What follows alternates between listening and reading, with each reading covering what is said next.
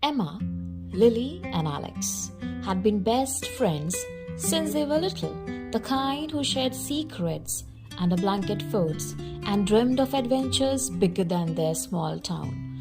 On a crisp autumn afternoon, they decided to explore the deep forest that bordered their neighborhood, a place everyone called the Whispering Woods.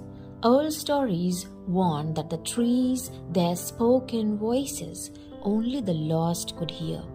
But the three laughed it off. Armed with backpacks, snacks, and a single flashlight, they slipped past the warning signs and plunged into the green shadows.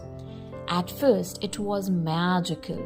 Sunlight filtered through the canopy in golden shafts, and the air smelled of pine and earth. They followed a narrow path, chasing the sound of a distant stream, telling jokes and daring each other to go deeper. Lily, the boldest, led the way. Emma, the thoughtful one, kept track of landmarks, and Alex, the quiet dreamer, trailed behind, sketching leaves in his notebook. Hours passed, the path faded, the trees grew taller, their trunk twisted like ancient fingers, and the light dimmed to a perpetual twilight.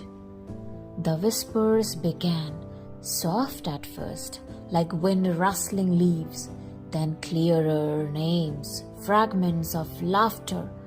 Call they sounded almost like their own voices echoing back. "We should turn around," Emma said, her voice trembling. But when they tried, they were back looked different.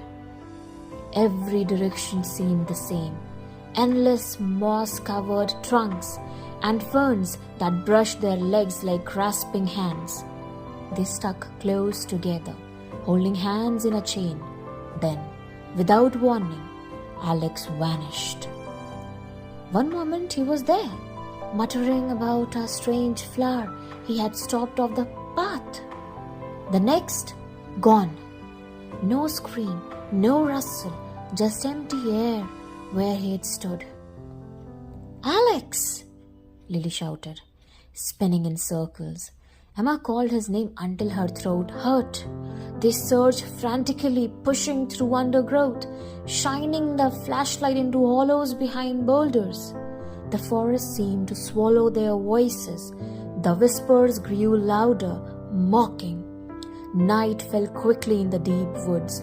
They huddled together under a massive oak, sharing the last of their water, too scared to sleep. Lily blamed herself for leading them in so far. Emma tried to stay strong, mapping imaginary escape routes for her mind. The trees creaked overhead and shadows danced like living things. They whispered stories to keep fear at bay, remembering summer bike rides, school pranks, promises to always have each other's back. But doubt crept in. What if Alex was really gone? What if the woods never let anyone leave? Just before dawn, when the air was coldest and hope felt thinnest, they heard footsteps, slow, deliberate. Emma gripped Lily's hand so hard it hurt. A figure emerged from the mist. Alex. He looked exactly the same. Messy hair, notebook still tucked under his arm, but his eyes were wide, distant. He stumbled towards them, collapsing into their arms as they rushed to him. "I followed a light," he whispered later, once they had caught their breath. "It looked like the way home, but it led deeper. I walked for hours or days. I don't know. Then I heard you two calling, and I just followed your voice back." He couldn't explain how he had disappeared so completely or why the forest had let him return. None of them could. Together, the three of them found the path out at sunrise. The trees parted almost willingly, as if satisfied.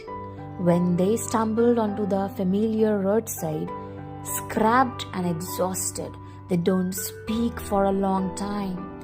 They just held on to each other.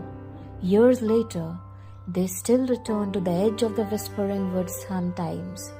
Not to go in, but to sit at the border and remember. They never told anyone the full story. Some things are meant only for those who have heard the forest speak.